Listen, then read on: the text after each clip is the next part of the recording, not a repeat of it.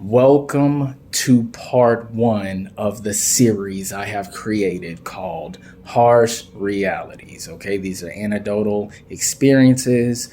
Some experiences I got inspiration from the people around me through their stories, all right, and their triumphs, their ups and downs, and it's just a reality. If you have not subbed to the channel, go ahead and sub to it. Get the content from your boy. It's different things we got on there, all right? I am a single father, and the motivation for the channel is my untimely death.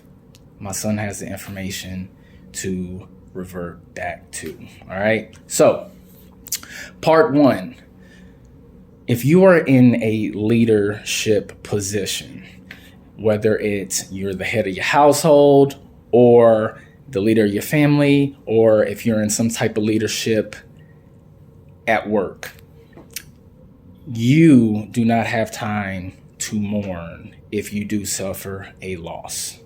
Why do I say this? Because people look to you as being their rock, their sign of strength, the person that's going to be there for them to carry them through the loss, through the pain and the suffering that comes along with losing somebody that is extremely important to them, who they value, who they love and appreciate it, right?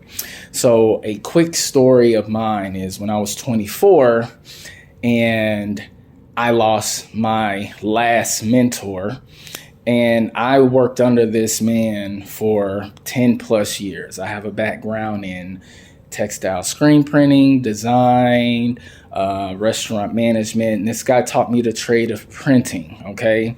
And I ended up leaving that job to pursue more income, more opportunities professional-wise. And we had an issue by me leaving all of a sudden, and we were able to patch things up 2 weeks before he died.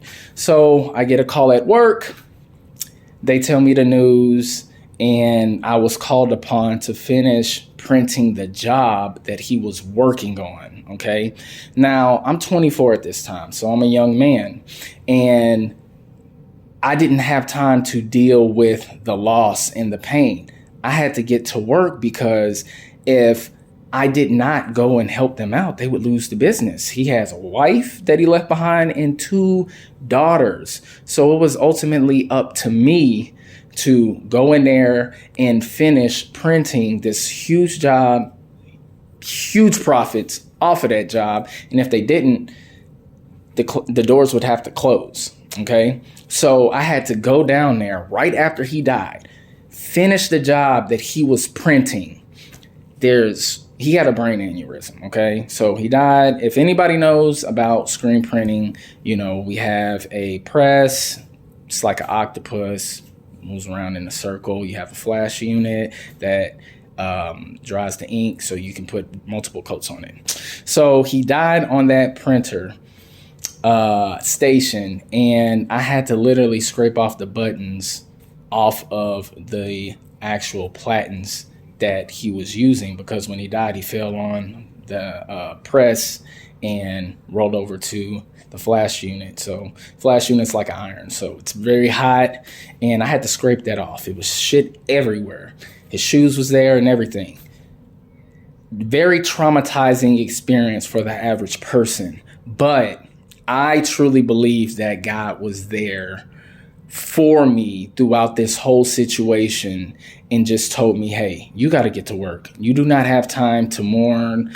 I don't cry. I'm not a crier. But even just mourning and feeling sad, I didn't even have time to feel sad. I had to make sure that I went in and took care of business. That way his family would continue to be able to generate income for their small business.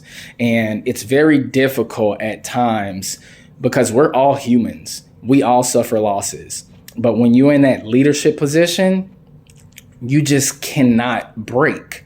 You always have to be the sign of strength, especially being a man.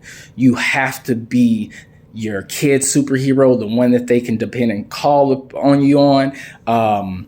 Even at funerals, when you have to attend those, you have to be strong no matter what. because they are going to look at you for strength, for direction. Okay. You are the shoulder that they cry on. And if they see you crying, man, I'm going to just be real with you. It's weak.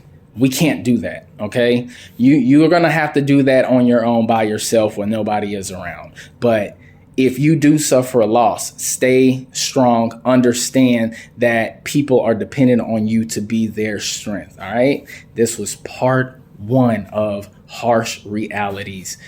Like, subscribe, and follow the journey. All right. Peace.